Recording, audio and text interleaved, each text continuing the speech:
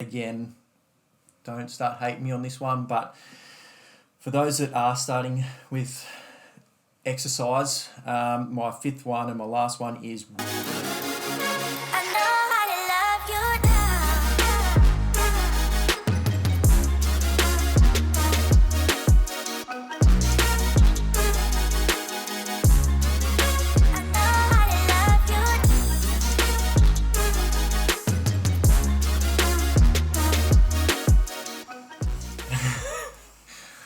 what is up, everybody? Welcome to our very first episode. We're very excited to be here and start doing this. We just wanted a way to really come across to you guys, get to know you better so you can get to know us as well. To start with, we've got a great one. We've got 10 tips to get started on your health and fitness journey. I've got 5, Max got 5. We're going to talk about them from our point of view as a coach and as a fitness enthusiast or a nutrition enthusiast. So yeah, let's get straight into it. Okay. My first tip would be to cut the crap. Like, literally cut out as much processed food as you can and just eat stuff that is grown from the earth, I guess. Like, your body wasn't made to eat processed food, so why? Why would you eat it? So that was my tip number 3 as well. So that's one that's going to overlap. I think we've got a couple of others that are going to overlap, but very important. Just eat clean. It's so easy to just start eating clean. Cut out all the processed stuff. If you're not sure, as always, just look at the package. If there's numbers or things you don't even know, chemicals, it's processed, so don't eat it. Fruit and veg, good quality meats. That's a pretty easy place to start. Mm-hmm. Anything else on that one? No.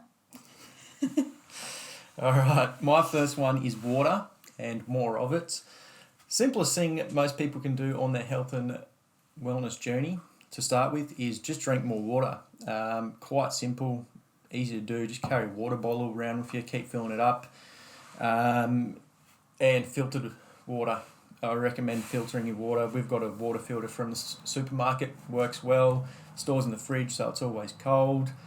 There's no real rule about how much you should be drinking.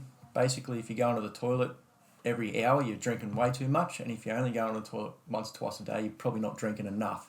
So that's the best gauge I use to judge if I'm drinking enough water, how many times I'm going to the toilet. I know there's a lot of things out there like you need to drink so many litres a day. It's a good guide, but it's not exact for everybody. Basically, your body's going to tell you if you're drinking enough or not drinking enough. I do feel like girls just go to the toilet a lot more than guys, though, also. Like, I just go to the toilet every hour. Okay. There you go. Yeah, I don't know.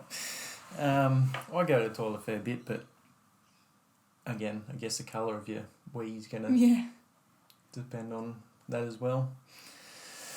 All right. My second one is sleep.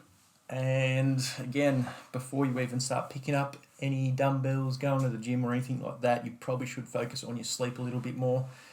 Sleep is a great way to just help everything. Sleep just governs everything. The better you sleep, the better your results are going to be with anything.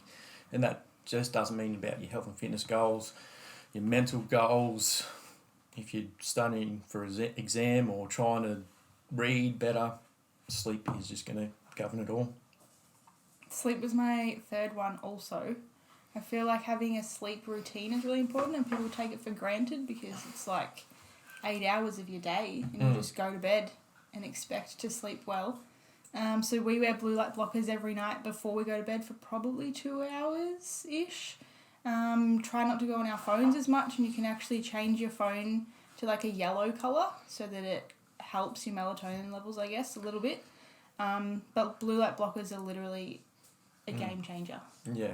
I feel like sleep's a big one, and we could do a whole episode on sleep. Yeah, easy. And our sleep routine. But blue light blockers are probably the easiest way to get started with that. Your family might think you're weird, but there's some pretty stylish ones out there now. We've started wearing blue blocks, which are quite nice, good. They look pretty good. I think so anyway. Apart from the orange ones, but makes it even cooler. So, yeah, we might actually do another episode on sleep and our sleep routine. Yeah, definitely a sleep routine, and starting to work on that before you go to bed is probably one of the biggest game changers for me that I've actually noticed. Yeah, definitely. When we don't do that routine and something happens, really notice it the next day. It's like you feel hungover more if you don't do it. Yeah, and you really start to notice how much it actually affects you once you start dialing in that sleep. So my third one was eating clean. That was Mac's first one, but again, just so simple to do, easy to do. Strongly recommend just cutting out all processed food, and better quality is better. Always try and just choose the best quality fruit and veg and the meat, and pretty much going to help a lot with your health and wellness journey. My second one was to eat vegetables at every meal, which it kind of like plays off the not eating processed food, I guess, but I feel like people take vegetables for granted and they don't eat them enough. So if you eat them for breakfast, lunch and dinner, just just a fistful of vegetables, it'll make such a difference, and it's just easy to get them all in without having to eat them all at dinner, which I feel like I grew up doing, is just eating vegetables at dinner time. Yeah, I think most of the population just have that meat and 3 veg at dinner. Yeah. And that's it. It is quite good to add it in at lunch, and if you can, breakfast. A lot of people get freaked out about eating veggies at breakfast. But then also the same people would go out to a cafe and get like the big breakfast and have like sausages and tomatoes all and of the mushrooms. Yeah. Yeah. So it is possible, and we get that question a lot. How do you get used to eating so many veggies, and like it's so boring after a while because you cook them the same way? But there are a lot of different ways you can cook it. Again, that's probably another full episode on how just to cook veggies different ways. So we'll get into that later on. But yeah, that's a good one. What do you got for number 3? Mine was also improve your sleep. Yeah. So back on the sleep. Again, we've just touched on that, so we won't go into it again. Otherwise, we'll be here all day. What's your 4th? Cut back on alcohol. So we've both got Whoops, and they are like a fitness band that you wear all the time, and it tracks your recovery and your strain. And we've noticed when we drink alcohol, like we don't drink much, occasionally we'll have like red wine or something, and the recovery the next day is probably almost half of what it is normally.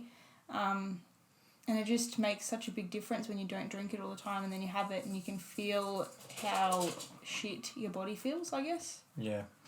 If you head over to our Instagram, often we put up photos of our recovery scores and that sort of stuff. And on the occasion when we do have alcohol, you can really tell when it's just down. Like last week, I think we had a couple of glasses of wine, and the next day the recovery was probably the lowest I've seen since I've had the Whoop. Yeah, nice one. My 4th is just start and be consistent. So just starting, a lot of people just get too afraid of just doing something. Like they have to do everything at once. Yeah. So you could literally just pick one of these from the list and work on that until it's a habit, and then go to the next one. You don't have to change everything on the first day in the first week. You got your whole life to change to the way you want to be. So just take it in small steps. But once you start changing that, just be consistent on that change. And that's why I say just change one thing till it's a habit. Yeah. Yeah, that's about all I've got for that one. Yep.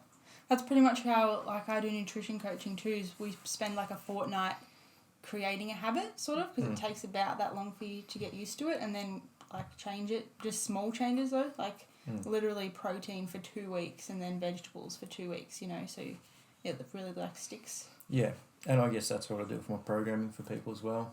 Just see how often they've been training, how much they can train, and just squeeze it in there when they can, and then go from there. Even if it's just like a Saturday morning and that's all you have, just starting to work out on a Saturday morning and then building from there. Again, just start one and work on it. What's your last one? My fifth one was move. Yeah, I guess that goes into just start as well. Yeah. I guess my fourth and fifth sort of carry in with each other. I'll probably get a lot of hate mail for this one, and a lot of people will probably go, but this and that, and I did this and this person done that. But I reckon this one's probably very important, especially if you're starting an exercise routine. Again, don't start hating me on this one, but for those that are starting with exercise, my fifth one and my last one is weights before cardio. I know a lot of people go, oh, but cardio burns more fat. Weight training actually burns more fat and it's safer on your body. A lot of people start with cardio when they're first starting and will go for a run. A lot of the population shouldn't be running. It's actually quite harsh on your body. HIIT training's the same. I'm not saying HIIT training's bad and you shouldn't do it, but squat jumps for somebody who hasn't been training and hasn't got the leg muscles to support the knees is just very bad. And squat jumps after squat jumps, or jumping in general on those knees without proper form and muscle stability around the knee, is just really bad. So that's why I say weights, even just body weight movements that are slow and controlled and build the muscles around the knees, hips, shoulders, before you get into that high intensity stuff, even before you go for a run, just weights before that. It's so easy to just go and grab some resistance bands or light dumbbells. There's that many free workouts there online. You can just scroll through Instagram, heaps of free ones on mine, even on YouTube. There's that many free videos. Just start with light dumbbells, resistance bands, and go from there. Too many people just jump straight in, even go to the gym straight away, do a massive session at the gym, and then too sore to train for a week, and then just lose that consistency, is what I talked about. So just starting easy and working your way up. Weights before cardio. I'm not saying cardio is not good, but just build that strength around your body, joints, everything before you get into the cardio. I also feel like if you do something that you're capable of doing, like resistance bands or Pilates or yoga, then you'll enjoy it more. Yeah. And then you'll like keep coming back for more, and then the more you do it, the easier it is and the better you feel for it, I guess. Yeah, and I guess that's another thing on consistency. Just find what you like. Yeah. Just because you started on one thing and you didn't really enjoy it doesn't mean it's the only thing you can do. You can change your mind. You can do 2 years of one thing and hate it in the end and try again and just keep moving. That's the whole thing. Start and never stop. Cool. So there's 10 tips for you to get started. Give us a comment. Share it if you feel like you got something out of it with some friends that you feel like they need to start one of these things or would help them in their fitness journey.